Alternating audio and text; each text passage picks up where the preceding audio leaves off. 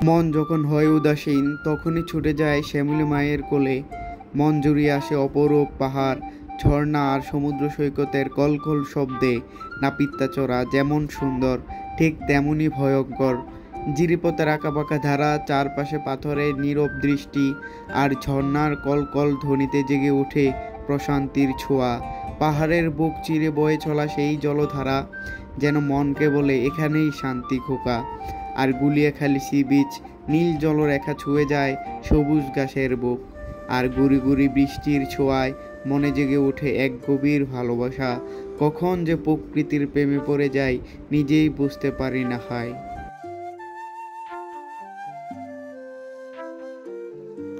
আসসালামু আলাইকুম, সকলকে স্বাগতম জানাচ্ছি নতুন আরও একটি ব্লগে। আজকের এই ব্লগটি থাকছে হচ্ছে কুমিল্লা থেকে চট্টগ্রাম বিভাগে অবস্থিত মিরসরাইয়ে নাপিতাচড়া ঝর্ণায় এবং গুলিয়াখালী সি বিচে। তো ঘড়িতে যখন 6:30 বাজে তখনই আমাদের মূল জার্নিটা শুরু হইল। আজকে আমরা যাচ্ছি হচ্ছে কুমিল্লার বিখ্যাত ট্রাভেলমেনিয়া ট্রাভেল গ্রুপের মাধ্যমে ঢাকা এবং চট্টগ্রামে হাইওয়ের অপরূপ সৌন্দর্য উপভোগ করতে করতে আমরা সামনে এগিয়ে যাচ্ছি। কিছুক্ষণ যাওয়ার পরে আমরা নাস্তার জন্য বিরতি নিলাম বিন রাজ্জাক হোটেলে। এখান থেকে সকালের নাস্তা করার পরে আমরা আবারও চলে যাব। আমাদের প্যাকেজের মূল্য ছিল 1000 টাকা এবং সকালের নাস্তায় ছিল ভাজি এবং পরোটা। সকালের নাস্তা শেষে আমরা এখান থেকে চলে যাব হচ্ছে চট্টগ্রামের মিরসরাই থেকে আমাদের নাপিতাচড়ার উদ্দেশ্যে চলে যাব।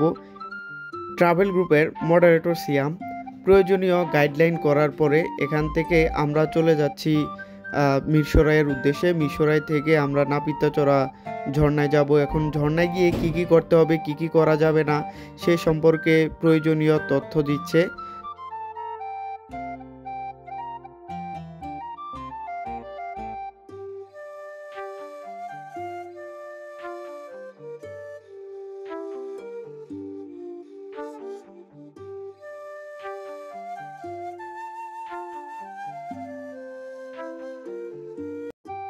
কুমিল্লা থেকে প্রায় 1.5 ঘন্টার মতো জার্নি করার পরে আমরা চলে আসলাম চট্টগ্রামের মিরসরাইয়ে। এই মিরসরাইয়ের এই পথ থেকে আমরা নাপিতাচড়া ঝর্ণার উদ্দেশ্যে চলে যাব। এখান থেকে সকলে রেডি হয়ে বের হয়ে পড়লাম এবং পাশে ছিল একটি রেল লাইন। এই রেল লাইন ক্রস করতে হবে আমাদেরকে। রেল লাইনের এই সৌন্দর্য উপভোগ করার পরে আমরা ধীরে ধীরে চলে যাচ্ছি নাপিতাচড়ার ঝর্ণার উদ্দেশ্যে। পেছনের পাহাড়ের অপরূপ সৌন্দর্য উপভোগ করতে করতে আমরা ধীরে ধীরে এগিয়ে যাচ্ছি নাপিতাচড়া ঝর্ণার দিকে। আজকে প্রায় আমরা 45 জন যাত্রী আসছি ট্রাভেলমেনিয়া গ্রুপের মাধ্যমে। একটু পরে আমাদেরকে টিকিট কিনতে হবে। প্রতিটি টিকিটের মূল্য হচ্ছে 20 টাকা। 20 টাকা করে টিকিট কেনার পরে আমরা এখানে ভিতরে প্রবেশ করতে হবে। আমরা যেহেতু ট্রাভেল গ্রুপের মাধ্যমে আসছি, জুবের ভাই তারা আগে থেকেই টিকিট কিনে রাখছে, একটু আগে আমাদের আগে এসে। সো আমরা সকলে এখন ভিতরে প্রবেশ করতেছি। এখান থেকে মূলত হচ্ছে নাপিতাচড়া ঝর্ণার যে ট্রেলিংটা এখান থেকে হচ্ছে শুরু। নাপিতাচড়া ঝর্ণাতে আসার পূর্বে আমি ভেবেছিলাম হচ্ছে প্রচুর পরিমাণে পানি হয়তো পেতেও পারে, কারণ হচ্ছে রিসেন্টলি অনেক বৃষ্টি হয়েছিল। এই কারণে আমার এটা পূর্ব ধারণা ছিল হয়তো অনেক পানি পাবো ঝর্ণায় গিয়ে। পরে আসলে দেখলাম হচ্ছে ঝর্ণায় তেমন পানি এখনও আসে নাই। সো যারা প্রচুর পরিমাণে পানির আশা করতেছেন তারা কিছুদিন পরে আসলেই মঙ্গল। কিন্তু আপনাদেরকে একটা জিনিস মাথায় রাখতে হবে, এটা হচ্ছে যে নাপিতাচড়ার যে ট্রেকিংটা এটা একটু অনেক হার্ড ট্রেকিং করতে হয়, অর্থাৎ অনেক পাথর, চারদিকে অনেক পাথর থাকে, আপনার পা পিছলায় যাবে। তারপর হচ্ছে অনেক কাদা থাকে, কাদার কারণে মূলত হচ্ছে বেশি সমস্যাটা হয়। সো বেশি পরিমাণে যখন পানি থাকবে একটু রিস্কও থাকবে চলাফেরা করার জন্য। সো দুইটা সিদ্ধান্তই আপনারা ভালোভাবে নেওয়ার পরে ট্রেকিংটা শুরু করবেন অথবা সময়টা বাছাই করবেন। সো আসার পরে বুঝলাম যতটুকু পানি ছিল তার চেয়ে হয়তো বেশি পানি থাকলে চলাফেরা করতে একটু সমস্যা হইতো, বাট ঝর্ণায় বেশি পরিমাণে পানি থাকলে কিন্তু আনন্দটা আরেকটু বেড়ে যায়। তো যাই হোক, trekking is trekking and adventure is adventure. আপনি যখন অ্যাডভেঞ্চার করতে আসবেন আপনাকে এসব কষ্ট সহ্য করতে হবে, আর নয়তো আপনার ভ্রমণের বা অ্যাডভেঞ্চারের একটা সেই মজা পাওয়া যায় না।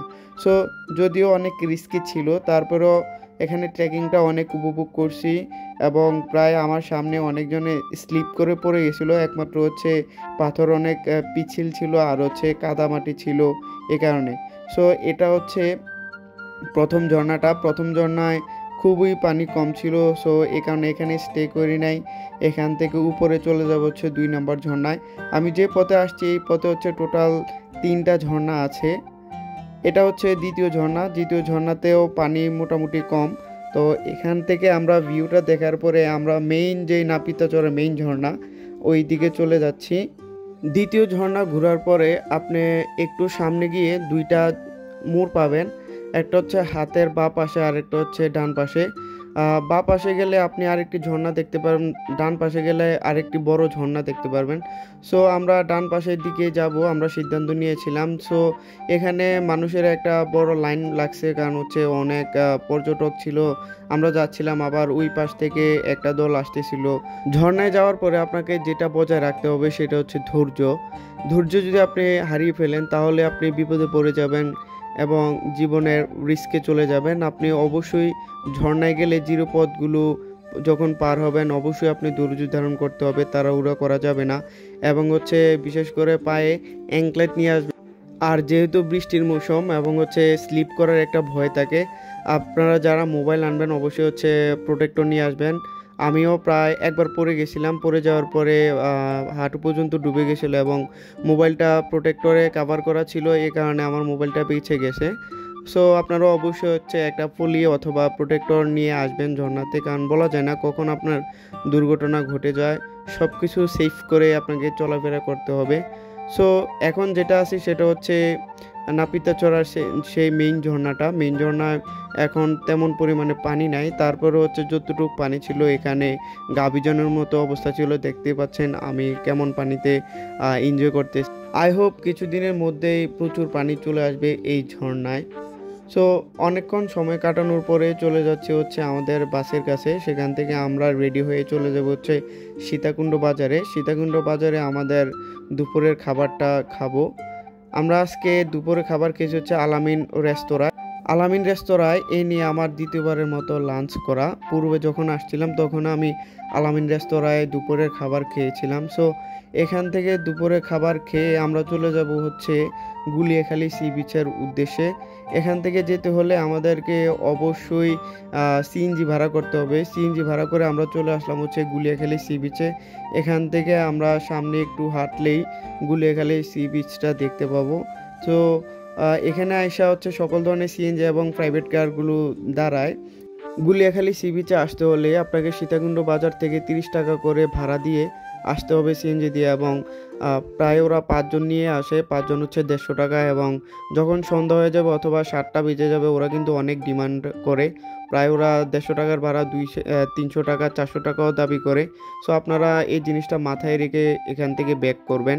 সো গুলিয়াখালী ধীরে ধীরে যখন আমরা প্রবেশ করছিলাম তখন কিন্তু মেঘলা একটা ওয়েদার ছিল, তখন বৃষ্টি হচ্ছিল না, বাট বৃষ্টি হওয়ার একটা সম্ভাবনা ছিল।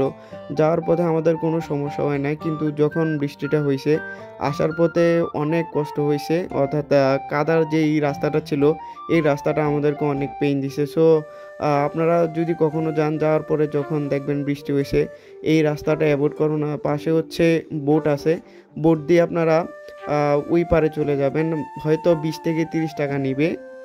আরেকটা বিষয় হচ্ছে গুলিয়াখালী সি বিচের যে পানিটা অনেক ময়লা থাকে, তারপরেও অনেক মানুষ এখানে ওই যে সামনে চলে যায় এবং গোসল করে।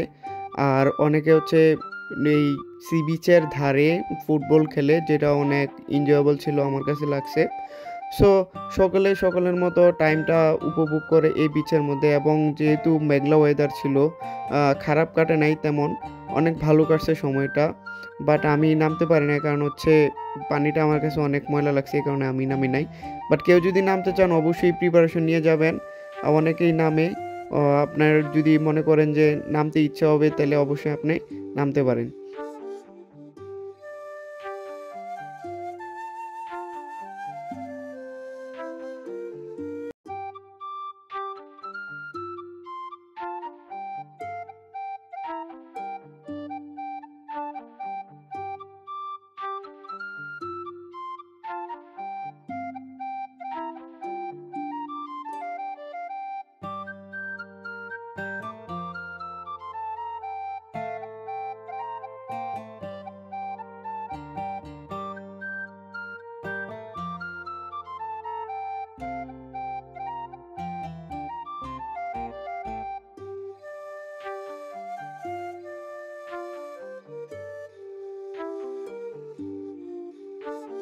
যেহেতু ওয়েদারটা ছিল বৃষ্টি হওয়ার মতো, ঠিক তাই হলো। একটু পরে হঠাৎ করে বৃষ্টি আসলো। এই বৃষ্টি আসার পরে চারপাশে সৌন্দর্য আরও বেশি উপভোগ করার মতো ছিল। কিন্তু একটা সমস্যা হয়েছে, আসার পথে যে কাঁচা রাস্তাটা ছিল, এই কাঁচা রাস্তাটা অনেক রিস্কি হয়ে গেছে, অর্থাৎ এখান থেকে যাওয়া অনেক কষ্টদায়ক ছিল। তো আপনারা যখন এরকম বৃষ্টি চলে আসবে, অবশ্যই আশেপাশে যে নৌকাগুলো আছে এই নৌকা দিয়ে আপনি ওই পারে চলে যাবেন, যে এটা হবে আপনার জন্য বেস্ট একটা অপশন। I hope so. দেখা হচ্ছে নতুন আরেকটি ব্লগে।